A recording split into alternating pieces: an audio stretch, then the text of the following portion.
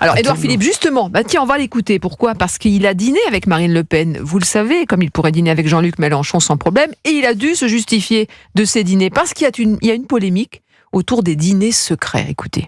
Nous avons dîné parce qu'on se connaît peu, et on a dîné, et on a constaté à l'occasion du dîner, qui était un dîner cordial, que nous avions des désaccords très profonds sur de très nombreux sujets. J'aime bien rencontrer les gens. Marine Le Pen fait plus de 30% à l'élection présidentielle.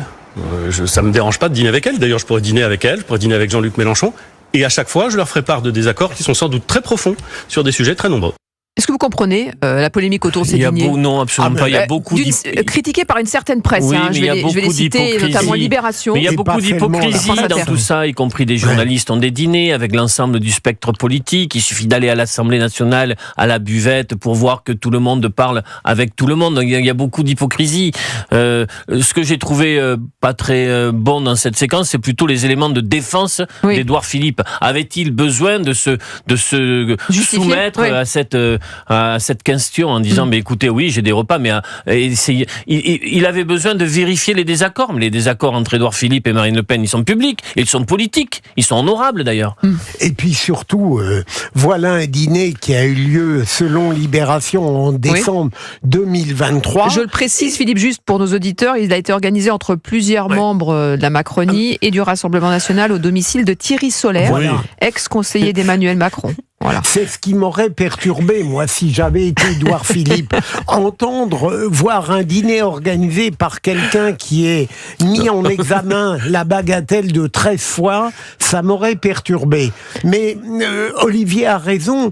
Ce que je reprocherais à Édouard Philippe, c'est d'avoir été courageux à mi-temps. C'est-à-dire que il n'avait pas à rendre ce déjeuner, ce dîner secret. Oui.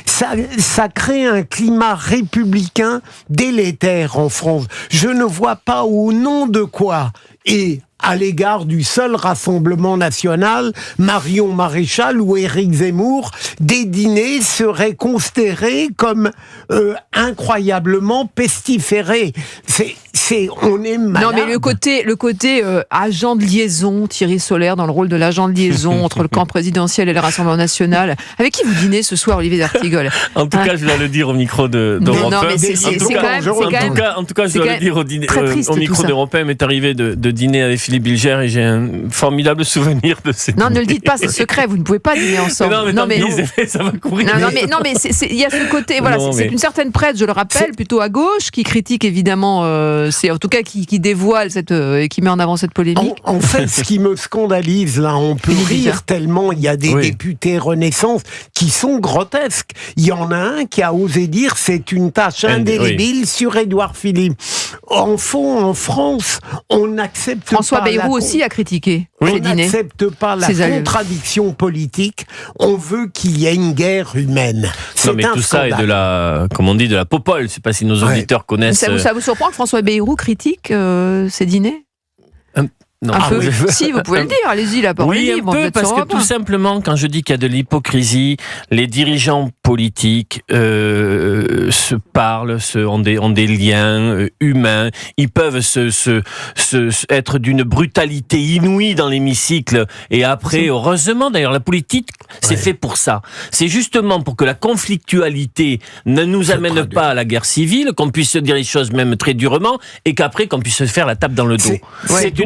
Non, mais le côté c'est d'autant plus étonnant, c'est François Bayrou qui, depuis tant d'années, développe la thèse du dialogue républicain, du centrisme, qui doit être proche de beaucoup d'autres familles politiques, et qui fait un sort à un malheureux dîner qui traduit de manière très concrète et gustative. Et c'est en plus un Béarnais, Henri IV, qui avait quand même créé les conditions de l'apaisement du pays. Voilà. Bon, je vous amène à la poule au pot. Et si on dînait ensemble avec une poule au pot ce soir, tous les trois, les amis. Vous, on est d'accord. Et voilà, et on le dit, avec du jurançon, alors. Avec du jurançon. Alors, poule au pot, attention. Ça ferait un scandale. Ça ferait un scandale, absolument. Tant pis pour la poule au pot.